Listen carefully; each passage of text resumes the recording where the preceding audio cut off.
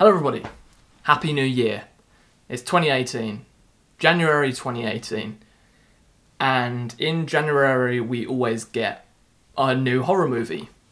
Last year it was The Bye Bye Man, other years it's been Texas Chainsaw 3D, The Devil Inside, Devil's Due, all bad movies. And this year it's Insidious, The Last Key. Insidious The Last Key is directed by Adam Roberto and written by Lee Whannell. Lee Whannell directed Chapter 3 and wrote that.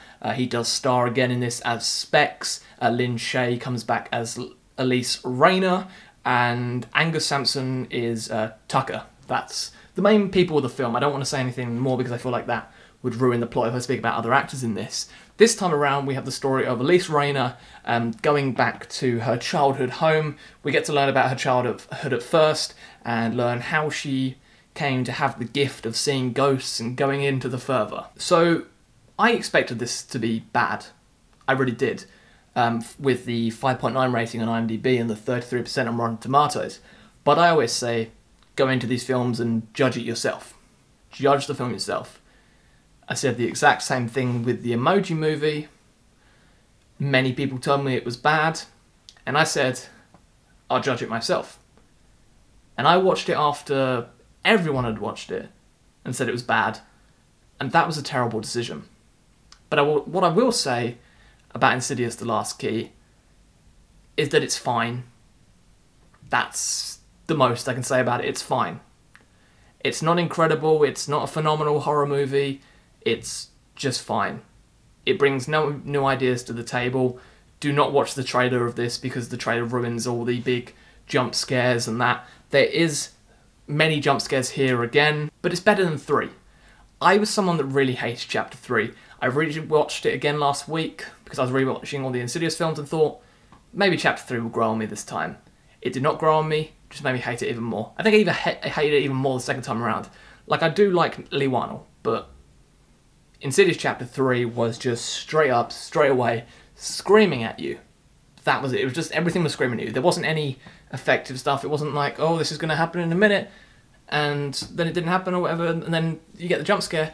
Insidious Chapter 3 was just straight up jump scare, loud noises, pointless jump scares to just make you jump out of your seat. Now, in my cinema, I think the volume was turned down quite low for this film, but the jump scares were still there. But this time around, I felt that some of the jump scares were a bit more effective. There are the pointless ones of screaming at you and stuff, but there's one involving suitcases, and it's spoiled in the trailer, so don't watch the trailer, like I said. But it's one where I thought, okay, it's going to happen. It's going to happen right now. But they let it build.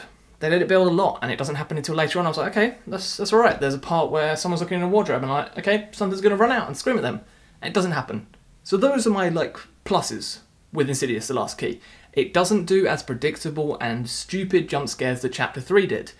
We've always had jump scares since the beginning of the franchise, but with Chapter 1, I felt the jump scares were effective with this whole string orchestra music that James Wan chose to have in that.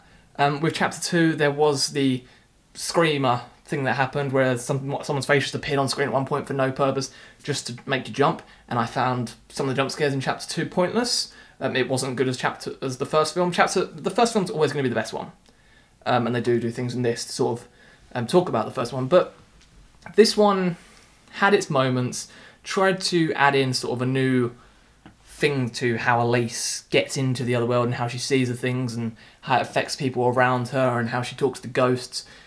And the one thing that lets this film down, though, is the dialogue. There is some really bad dialogue in here, and Tucker and Specs just begin to grate on you a little bit after a while, because it's just, hey, when they're on screen, there's always going to be jokes, isn't there? There's always going to be jokes. Tucker is always trying to speak to every single woman in this film that he meets, trying to chat them up. Always jokes with them every single time. You're like, something spooky's happen. If Tucker and Specs, whenever they walk into shot, there's always going to be a joke with them, and that begins to get annoying. The comedy wears off with them, and I feel that for some reason, to me, with them being in this, it felt like Lee Whannell just wanted to write Specs and Tucker a bit more. Just wanted to put them in because he wanted to be in this, like with Chapter 3. That's the thing. It felt like after chapter 2, he'd be like, hey, I want to carry on doing specs. I want to be that character. I want to show everyone that I can be really, really funny, but just annoy everyone after a bit. So that's the thing. There are a few little creepy moments. This franchise does feel too obsessed with the Red Man, you know, from the first film. There's still appearances of him in this at points, and that feels a bit pointless at times. There are some new creations of monsters and ghosts and that type of thing, and Elise's backstory is pretty horrible to how she has come to what she is now, but I didn't think this was as bad as I thought it was going to be. It does only get a 2 out of 5 from me. It's alright. It's alright. It's passable. It's a passable horror, but there are still the jump scares, and there wasn't as many like with chapter 3. The jump scares in this were very far between each other. There wasn't just like, hey, this jump scare, then another one, I'm going to throw it at you. But there was moments of quiet talking, and then just screaming. That type of thing. It's not the greatest horror ever, but if you like the Insidious franchise, maybe you'll enjoy this. But I do hope this is the last Insidious movie, because we don't need to do any more with this franchise now. This does a full circle, and it's done. Just like with the kid in the first film who falls asleep and goes to another world, let's just put Insidious to sleep now and let it go to another world. So if you've seen Insidious The Last Key, say in the comments down below if you enjoyed it.